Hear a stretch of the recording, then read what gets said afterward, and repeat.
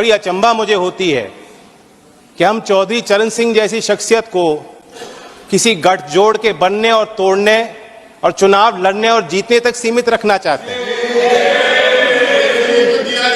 Left right centre में हम बटे रहेंगे तो ये देश के जो असली धरती पुत्र थे उनका आदर और सम्मान हम कैसे रख पाएंगे। मैं ये मानता हूं कि देश में जितने महान नेता आए हैं सब ने एक दूसरे से कुछ ना कुछ लिया है, सीखा है, प्रेरणाएं ली हैं। चौधरी चरण सिंह जी गांधीयन सिंप्लिसिटी को अपना असूल बना के उन्होंने जीवन जिया। महात्मा गांधी जी के ग्राम स्वराज को अपना उनकी मूल फिलॉसफी का वो हिस्सा और चरित्र का हिस्सा रहा। लाल बहादुर शास्त्री की ईमानदारी, नैतिक उनके चारित्रिक गुणों को उन्होंने अपने अंदर समाया। इस सदन के माननीय सदस्य पूर्व प्रधानमंत्री एच.डी. देवेगौड़ा जैसे इनकी राजनीतिक पहचान खेती और किसानी से जुड़ी हुई है, उसी प्रकार से चौधरी चरण सिंह जी की पहचान भी खेती और किसानी और कामगार से जुड़ी हुई है।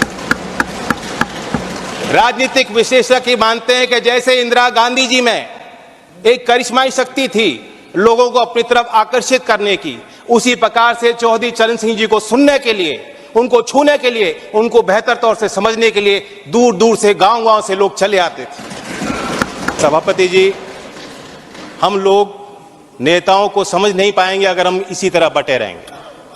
कुछ लोग उनके अंदर भ्रम है, कुछ लोग ये भी कहते हैं, मानते हैं कि चौधरी चरण सिंह जी जाटों के नेता थे या सिर्फ किसानों की वकालत करते थे। ऐसा नहीं, वो विचारक थे और उनके इंटेलेक्चुअलिज्म पे जो टेरेंस जे बायर्स, जो प्रोफेसर थे oriental college in African studies London school में, यूनिवर्सिटी ऑफ लंदन में, उन्होंने किताब लिखी है चरण सिंह 1902 to 87 एन असेसमेंट। मैं उससे कोट करना चाहूंगा सर। चरण Singh did have incisive intelligence and he undoubtedly applied it to a continuing study of agricultural problems in Uttar Pradesh. Judgment on whether he was an intellectual, of course, turns to one definition of intellectual. My judgment is that, on the most rigorous definition, Charan Singh was clearly an intellectual, and not only that, the most unusual one. Sir, जो प्रधानमंत्री जी ने और भारत सरकार ने चौधरी साहब को भारत रत्न दिया है, मैं मानता हूं उससे दो बड़े काम हो जाते हैं। एक कि चौधरी साहब की लेगेसी को हम दोबारा इंस्टीट्यूशनलाइज करते हैं। देश के सभी विश्वविद्यालयों में पढ़ रहे छात्र, उनके अंदर आपने एक नई जिज्ञासा पैदा की है। गांव में पल रहे नौजवानों के अंदर एक नई जिज्ञासा और भावना आपने पैदा की है। देश के अर्थशास्त्री और मुख्यधारा में जो लोग नीति निर्धारक हैं, आपने दोबारा उनको कहा है कि चौधरी चरण सिंह को आप स्टडी कीजिए, अपने स्टडी में शामिल कीजिए, अपने अध्ययन और विचार अनुसंधान में शामिल कीजिए।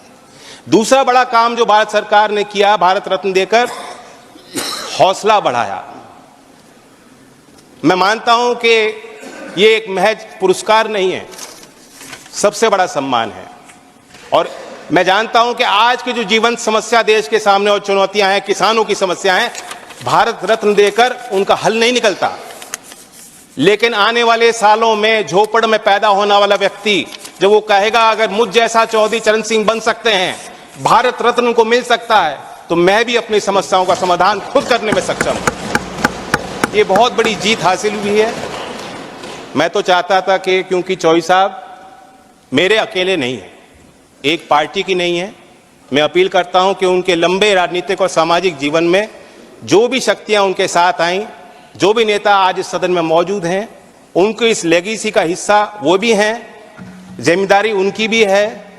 कोई वसीयत में कोई संपत्ति वो छोड़ के नहीं गए थे। आदमी तब तक जिंदा रहता है जब तक उनके विचार लोगों के बीच जिंदा रहते हैं। मैं उम्मीद करता हूं कि सभी दल के सम्मानित सदस्य गांव-गांव तक चौधरी चरण सिंह जी के विचारों को ले जाएंगे। धन्यवाद।